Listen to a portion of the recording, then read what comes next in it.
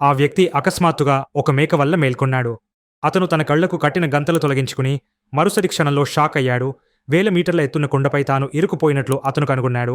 కింద లోతైన లోయ ఉంది. అతను పైకి చూసేసరికి అతని పారాచూట్ ఎండిన చెట్టులో చిక్కుకుంది. అది ఏదో విధంగా అతని ప్రాణాలను కాపాడింది. కానీ అది మచ్చుకొంద కాబట్టి గోడ మొత్తం నునుపుగా ఉంది. అతను ఎలా ఎక్కగలడు? ఆ వ్యక్తి త్వరగా తన నైఫ్ తీసి తన షూలో గుచ్చుకున్నాడు.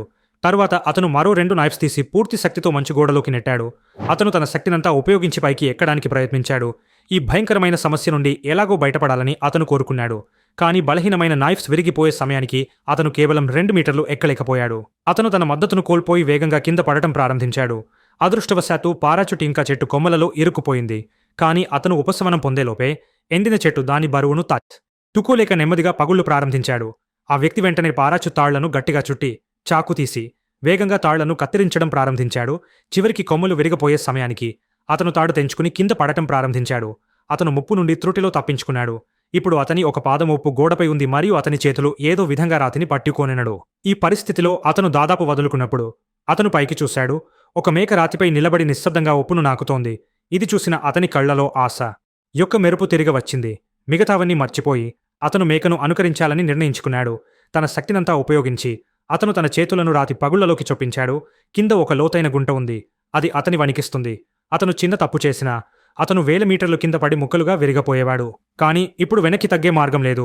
అతను తన చేతులు మరియు కాళ్లను సరిగా ఉపయోగించాడు మరియు నెమ్మదిగా పైకి ఎక్కడం ప్రారంభించాడు. సుదీర్ఘమైన మరియు కష్టతరమైన ఎక్కడం తర్వాత అతను చివరకు పైకి లేచిన భాగానికి చేరుకున్నాడు. కానీ అతను ఉపశమనంతో నిట్టూర్పు పీల్చుకునేలోపే క్రింద ఉన్న మంచు ఉపరితలం కూలిపోయింది. రాళ్లు పడే శబ్దం ప్రతిధ్వనించింది మరియు అతను తనను తాను నియంత్రించుకుంటూ పైకి ఎక్కడానికి ప్రయత్నించాడు. చివరికి అతను మేకలా దూకి పైకి దూకాడు. అతని చేతులు రాయి అంచుకు చేరుకున్నాయి. కానీ ఇప్పుడు అతని బలం విఫలమైంది. అతను ఎంత ప్రయత్నించినా పైకి ఎక్కడం అసాధ్యమనిపించింది. అప్పుడు పైనుండి ఒక రాయి వచ్చింది. మేక వచ్చి కోపంగా అతని వైపు చూసింది. మేక గాలిని పసిగట్టి ఇది అలాంటిది కాదని గ్రహించింది. అది ఆ వ్యక్తిపై దాడి చేసింది. అదృష్టవశాత్తు ఆ వ్యక్తి ఇంకా ఒక చేతిలో రాయిని పట్టుకుని ఉన్నాడు. అతను తన శక్తినంతా ఉపయోగించి పైకి ఎక్కడానికి ప్రయత్నించాడు. కానీ మేక అంత తేలికగా వదులుకోబోలేదు. అది మళ్లీ దాడి చేయడానికి పరిగెత్తింది. ఈసారి ఆ వ్యక్తి మేక కొమ్ములను పట్టుకున్నాడు. ప్రమాదాన్ని గ్రహించిన మేక భయపడి వెనక్కి లాగడం ప్రారంభించింది. ఈ టగ్ ఆఫ్ వార్లో ఆ వ్యక్తి పైకి లాగబడి చివరకు రాతి పైకి చేరుకుని నేలపై పడ్డాడు. అతను ఊపిరి పీల్చుకుంటూ పడుకున్నాడు. తరువాత నెమ్మదిగా తన చేతిని మేక తలపై ఉంచి దానిని సున్నితంగా తాకాడు. ఉపశమనం మరియు కృతజ్ఞత దాని కళ్లలో కనిపించాయి.